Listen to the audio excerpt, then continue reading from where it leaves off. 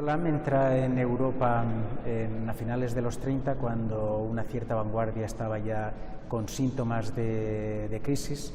El que llegase una figura del Caribe, una figura asociada a lo mágico, asociada a una cultura mulata, etcétera, etcétera, fue como, digamos, un elemento aparentemente de apertura. Inmediatamente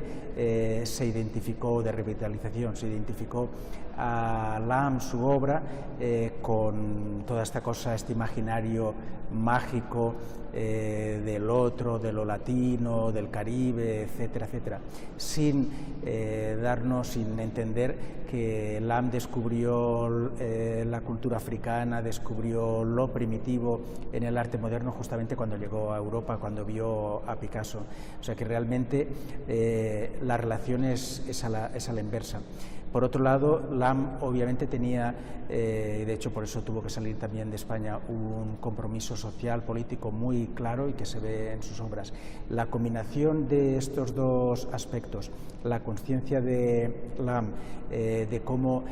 hay una serie de categorías sobre el otro, una serie de categorías que tienen que ver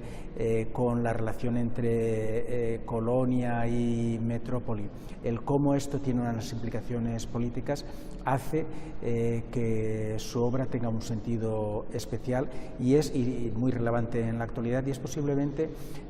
uno de los aspectos que, a pesar de que la obra de Lam sea conocida o haya familiaridad con ella, no haya sido suficientemente entendida. ¿En qué consisten estos aspectos? Consisten fundamentalmente en una visión vitalista, polimórfica de las formas, donde una forma nos lleva a la otra, donde no hay separación entre el sujeto y la naturaleza, entre lo elevado, lo ideal y lo material, sino más bien todo lo contrario, que además implica a menudo una violencia de las formas recibidas que nos remite a una expresión de la violencia colonial, y por consiguiente, sobre todo en sus pinturas de los años 40, cuando vuelve a Cuba, que es una de las áreas que tienen más énfasis en esta exposición, es cuando se unen estos dos aspectos: el aspecto político, el aspecto de una crítica colonial, y por otro lado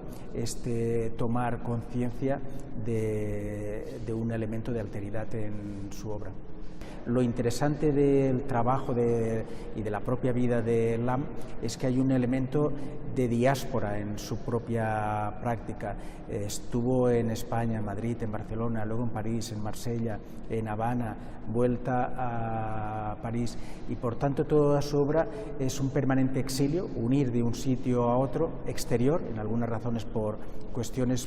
casos por cuestiones políticas, e interior, de tratar de crear, de buscar un espacio propio que no se adecuaba a estas categorías, y por consiguiente sí podemos decir que Wilfredo Lam es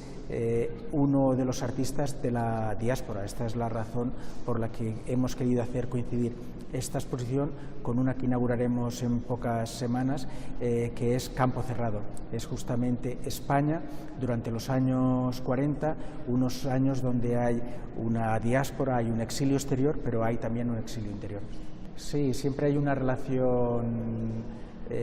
triple, digamos, entre el presente, el momento en el cual él vive, trabaja, los artistas que conoce. Vemos que hay referencias clarísimamente a Picasso, pero también a Matisse, también a otros artistas o a otros autores. Hay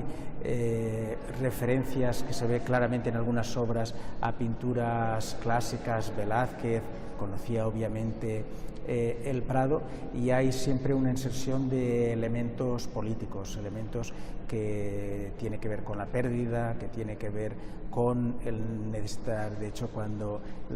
salió de Francia, salió sin nada, era como volver a empezar. Cuando salió de Cuba, algo parecido, y por tanto hay este elemento de pérdida y de dolor que es constante en su obra.